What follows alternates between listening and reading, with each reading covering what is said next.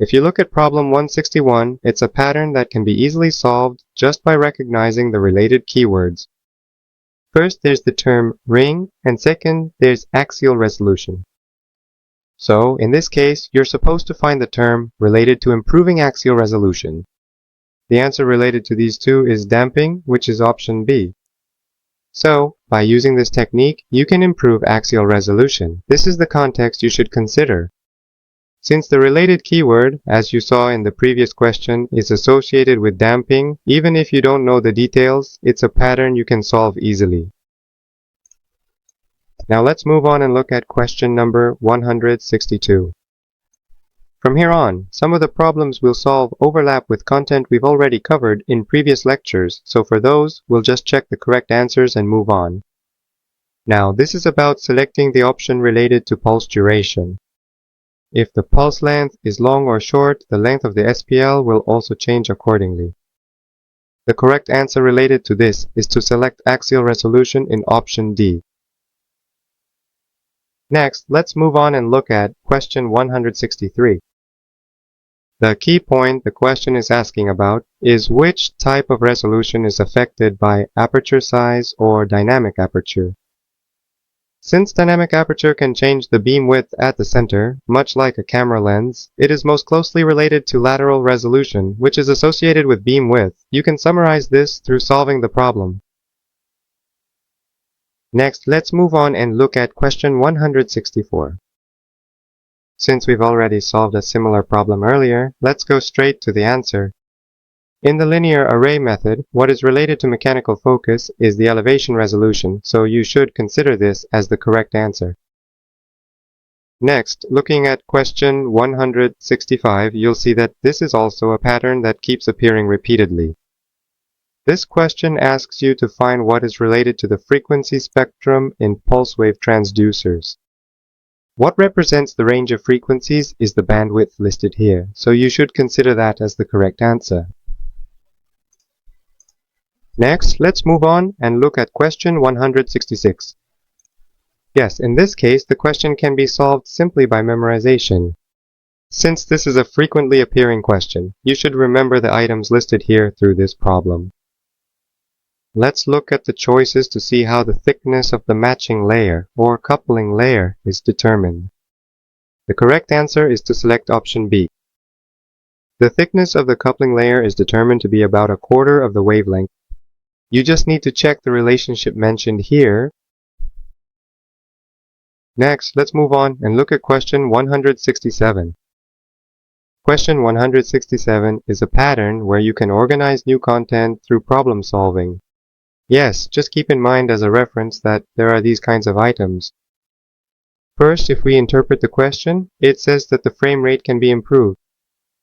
If you look at the opposite content, it says that when using multi-zone electric focusing, generally, using multifocusing increases the number of focal points, and as a result, the frame rate usually decreases.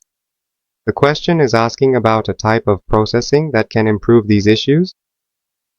The correct answer is to select option B.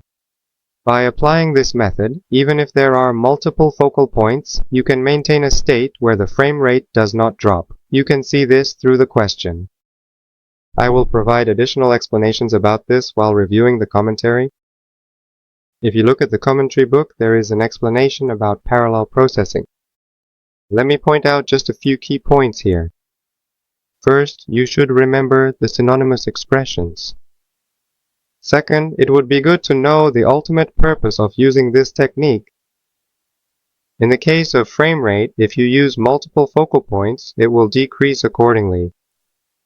To overcome these issues, applying parallel processing here is another key point you should note. Let's look at the next sentence and try to interpret what other characteristics it has. If you look at the sentence, when operating, for example, you obtain signals from the elements in the area where short focal depth is needed. The next important point is that, at the same time, you also obtain signals from the other focal depth during the same time frame. If you draw a diagram when obtaining signals at a certain depth, it's not just this side that moves. Signals from the other side are also obtained simultaneously. If you do it this way, obtaining this signal separately and then obtaining the next signal would increase the amount of work required, which could lower the frame rate. However, if this process occurs all at once, it can be explained that there is no impact on the frame rate. So this is summarized in the last sentence. It concludes that when acquiring data for multiple focal zones simultaneously, the frame rate does not decrease. So here, you just need to pay attention to a few points in the sentence. Usually, such detailed issues don't appear often, so you just need to understand the content for reference. Let's go back to the questions and look at the next one. As for question number 168, it's not particularly important, so we'll skip it. Just remember that if an F number appears and you're asked about focusing time, you only need to select the options related to aperture. Let's look at question number 169 right below.